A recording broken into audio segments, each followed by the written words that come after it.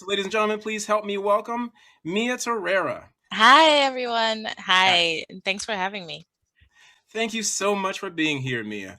So, tell us a little about yourself for our young audiences and how you got into doing what you're doing. Okay, so I am a children's comic book author, and I grew up obsessed with comics in all shapes, sizes, formats, whatever country of origin. If it was a comic, I would read it. And I wanted to eventually start writing them on my own. But when I got older and started having kids, I realized that a lot of the comics that I enjoyed growing up weren't really kid appropriate. And I wanted to write something that I thought children could read, parents could read it to their kids, and no one would feel awkward or feel like any of the subject matter was inappropriate. So I wanted to write child-friendly comic books and write stories that would introduce kids to comics in a safe and wholesome way. So that's how I got my start. So basically, a comic book fan who wanted to write comics but had kids and realized there's a market for comics for kids and decided to meld both interests. Tell us a little about the family known as the ISA, aka I'm hoping I'm pronouncing them all right, the Amazing Amaziah, Mm-hmm. the Incredible I, Yeah. and Starboy. Tell us a little bit about Starboy, these guys. yes. So they are preschoolers. They are a team of Oh, superhero preschoolers. The oldest would be the Incredible Eye, and the Incredible Eye is about age 5 or so in the stories. So just about getting ready for kindergarten. And as the oldest, he feels, like he's the boss, he's the responsible one, and he knows what to do, even though he's only 5. hmm. And the Incredible Eye's little brother is Starboy, and the Amazing Amazia is his cousin. So they are a family of Oh, superheroes, but two of them are brothers and one is their cousin, and they form a terrific trio, as I like to call them. that is. And they are worldwide, but currently based in the US. And Mhm. they are African. So they are the children of African immigrants. And they, Awesome. as children of immigrants, understand what it feels like to maybe sometimes feel a little out of place. But it's their job to make sure that children everywhere feel comfortable in their own skin and do what kids love best, which is having fun. What you don't see a lot of in Mhm. comic books, especially when they do families, you don't see a lot of cousins. You'll see brother, sister, You're Fantastic right. Four, Black communities that the Mhm. cousins are very important. They just Cousins are talk about basically your this. brother Yeah, or exactly, sister. exactly. I have a couple of cousins who I'm hoping are watching right now, who I call Yeah. cuz sis all the Yeah. time. So, Yeah. Except for so play cuz, which is a different thing altogether. oh, that's a whole nother thing. Yeah. So let me see. I did a little research. I know that there's some importance in the characters' names and Mhm. like their actual namesake. Can you go into that a little Yeah. bit?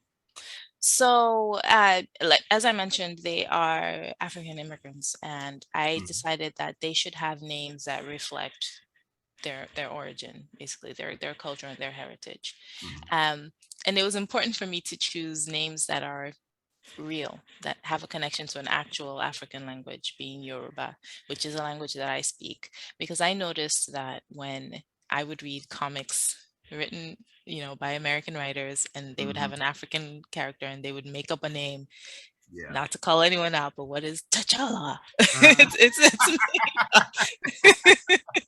I'm so glad to see you wear a Black Panther shirt now. So, yeah. and I um love Black Panther, so don't get me wrong. yeah. Yeah, so Starboy's actual name is Irawa, and Irawa means star, hence Starboy. And the Incredible Eye, his real name starts with the letter I, Mhm. and it's Ileri. Ileri is promise, and Ileri is promise in Yoruba. Irawa is star in Yoruba. Mhm. Amazia is actually a Hebrew name. It's a biblical name. For Oh. some reason, for a long time, I thought it was an African name because I Mhm. knew a lot of kids growing up who had that name. And I have a nephew who has that name as well. But the way his parents would pronounce it, I was convinced it was African until I realized no, it's actually biblical. And I think it means he who has the strength of the Lord. So these are names that have very strong, deep meanings, and reflect in their heroics and in their heroic characters. That's awesome. When you were saying about the names and how an American author, usually, again, like you said, not to call people out, but Yeah. usually white artists who Yeah. would do like Black Panther and Yeah. African characters in comic books. Yeah. When I was doing my research for Black superheroes, Mhm. and I came across it was Mandrick the Magician, and it Mhm. got to Lothar, and it was like, ooh Yeah. man, Lothar. I was like, oh my gosh, man, could you have tried a little bit? It was bad. Yeah. I know it was like the 30s, but it was still like, oh, this is bad even for the Yeah. 30s. So Mhm. You know, and here's an interesting thing. We talk a lot about Americans taking on Africa and doing their version of what an African superhero should be. mhm, In a lot of different African countries, we have our own, heroic stories and tales. But I found that when I was a kid, the ones that actually got printed into comic books were written by like British people who wanted to start comic book series mhm. in Nigeria. And so there's one in particular, I think it was called Captain Africa. Um, And it was and from a guy who was not even from Africa, yeah, yeah, it was written of course. to be sold in Nigeria, but it was written by two British guys, two or three, Oh boy. and they they had to. It's so funny because it was their take on what a superhero should be. But I think at some point they were told, why should his stomach be flat? Is he starving? We don't, that's not a sign that somebody's strong or heroic. He should have Right. a round tummy to Mhm. show that he's Yeah. Mhm. prosperous.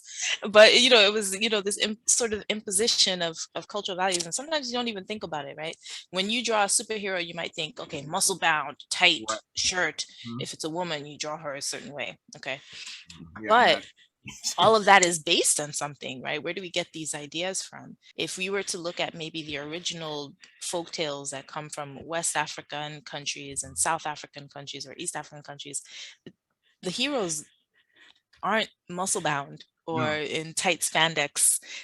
They're crafty, they're witty, they fight gods or they fight monsters. And once I started realizing that, I thought, okay, I want to write a story about preschool superheroes, but I don't want it to be what we've seen so far. So it's not going to be potty humor and it's not going to be violent. How Mhm. about that? Let me do something a little radical and not make it violent. Let's have the kids have powers, but Mhm. use them in a way that's not violent. Because sometimes we just miniaturize superheroes and put them in Yeah. kid bodies and have them doing the same kind of thing. So I'm going to punch this guy out and then I Mhm. win. But what if, as a child superhero, you have starlight power, like Starboy, for example, but instead of using it to harm the person who you're trying to stop, you simply use it to maybe if they've stolen a bunch of I shouldn't give away the plot, but if they've stolen a bunch of cookies, maybe you can use your starlight to seal up maybe the cookie factory, at risk of giving away the Mhm. story. But I was trying to be deliberate in writing this and make it really, really, truly for kids. But I've really enjoyed it, and so far the feedback has been great from the different kid readers we've had. And when we launched on Amazon, and the response just blew me away. I couldn't believe that it did so well. There's a need for it. There's a need for Yeah. representation. There's a Hmm. need for what you're doing right now. So that's fantastic. Um, what I find as a comic book lover is that it's today's new modern day mythology. Hmm. So like there were cowboys, there's science fiction, like how there was Star Wars. Before that was Hopalong Cassidy, but now it's like Spider-Man, Hmm. X, Captain America, Black Panther, etc. Yeah. Now, considering how few black superheroes there are and always kind of have been, to be honest, especially those created by actual black people, actual African and Hmm. artists, do you find that there's a weight in creating black characters and representation for young audiences? Oh, heavyweight. Yes. Hmm. I'm also of the belief, I call it the FUBU belief, for us by us, okay, to take Hmm. it very old Mhm. school, I like which that. is Yeah. rather than waiting for attention from mainstream big media houses to give us the stories we've been asking for, let's come together and write our stories and make sure our stories don't die out. So Mhm. like I hinted at earlier, we have a treasure trove of African fables, and you've got Anansi the spider, you've Right. got Yeah, you've exactly. You've got so many different mythological stories that are just sitting there Mm-hmm. Um, untapped. Nyame, I think the fairy, and I mean, there's like you said, like there's millions. I can't even. I wish I could name more. I wish I had better knowledge of more African characters in African mythology besides just Anansi. Because Anansi is like he's like the big one over in the in the states, I guess. Like everybody knows who Anansi is because of Spider Man and so on. But it's like that's just the beginning. That's just tip of the iceberg. Um, I want to. This is me just bouncing a thought off of you. Like one, and it's kind of like going off of, and maybe not a thought, but like just also to add to that. Hmm. One thing I personally hate is, or I shouldn't say hate. Maybe I hate is a strong word. One thing I personally dislike is when they take, and you might be able to appreciate this as a fellow comic book lover, when they take who was formerly like say a comic book character that was white Hmm. and just for the sake of, oh, we need to get some more black characters in here. Yeah.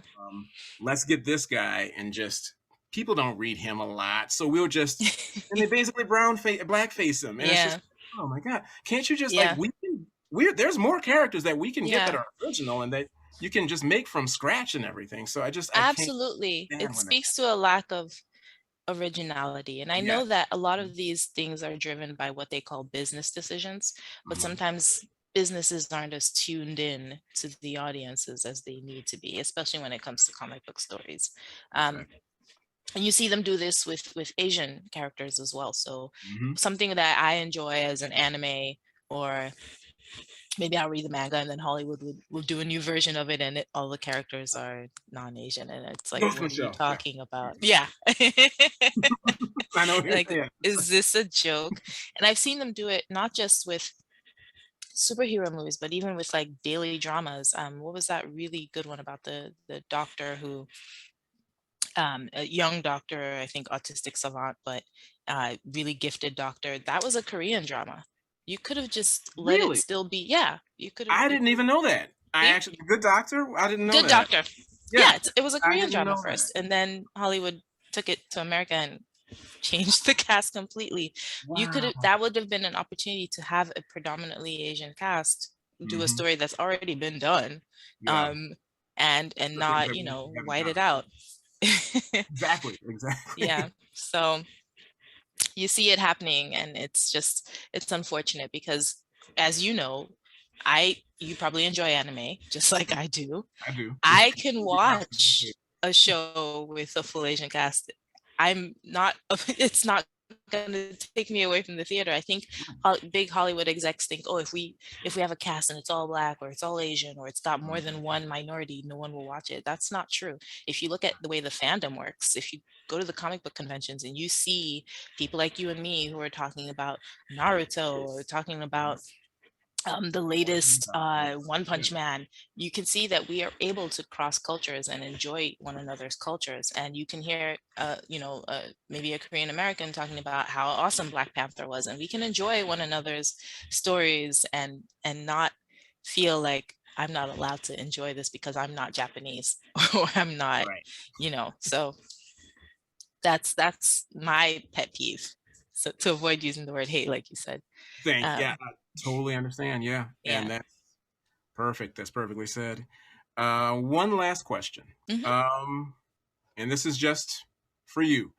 Who was your favorite superhero growing up? Asterix. Oh, I remember Asterix. Yes. Asterix is a Franco-Belgian comic, probably more Belgian than Franco, but anyway. Um, and I think I enjoyed Asterix so much because whenever my mother would travel, I grew up in Nigeria, she would bring back Asterix comics for me. She knew I was into comics. She'd bring back Archie and all kinds of stuff, but Asterix in particular really resonated with me because here's this little guy, again, Yeah. not muscle bound, Hmm. okay, not the stereotypical looking hero, and he is fighting colonizers. Hmm. And I Yes. could relate because I was living in a country that was, just maybe 20, 30 years independent at the time. um, and was still living under the shadow of the Mhm. British. And here's Asterix sticking it to the Romans Amazing. each time, and he's protecting his people, he's protecting their way of life, and all he has to do is gulp, gulp, gulp, gulp, and the little magic potion goes down his throat, and boom, he's just as strong. And he doesn't change in size, he's just internally now stronger and able to, defeat them. So Asterix was my superhero. So not Superman, Batman, a little Gaul in France named Asterix. Well, before I was into Spider-Man, I was into, I guess, the American version of Asterix, which was Popeye. Yeah. So Popeye was the spinach, Asterix was the potion. Mm-hmm. And if I remember, now, okay, remind me, was it Obelix who was always strong? Like he didn't need the juice, or when he because he fell into it as a baby. That's right. That's what it was. Yes, and that's why he's so big. That's what it was. I forgot about that. Mm-hmm. It's been years since I've seen an Asterix comic. Yeah. Man. Yeah, I've got the whole collection. I'm introducing my kids to it little by little. You're a very good mom. Thank you. Yes, although at times it does get a little feisty because I'm like, don't touch my comics. Okay, you can touch these ones. But, the collector's items that you keep on the high shelf, don't touch mommy's comics. You know how to do it. Well, thank you so much, Miia. It was great talking to you. Thank you. It was such a pleasure. Have me back anytime. You better believe it. And ladies and gentlemen, please get her comic books, The Incredible Eye, The Amazing Amaziah, and who am I forgetting? Oh, and Starboy. Starboy. Get those comic books, ladies and gentlemen. You won't regret it. Thank you so much, Miia, and have a great one. Thank you. That was fun. Hey, fellow YouTubers, if you like what you see, please hit like and subscribe. And if you want to see more, just click on the button where you can donate and be a paying contributor, where you can see more things like read-alouds, drawing tutorials, virtual field trips, cartoons, and more. See more at StoryJ Storytime, and I'll see you next time.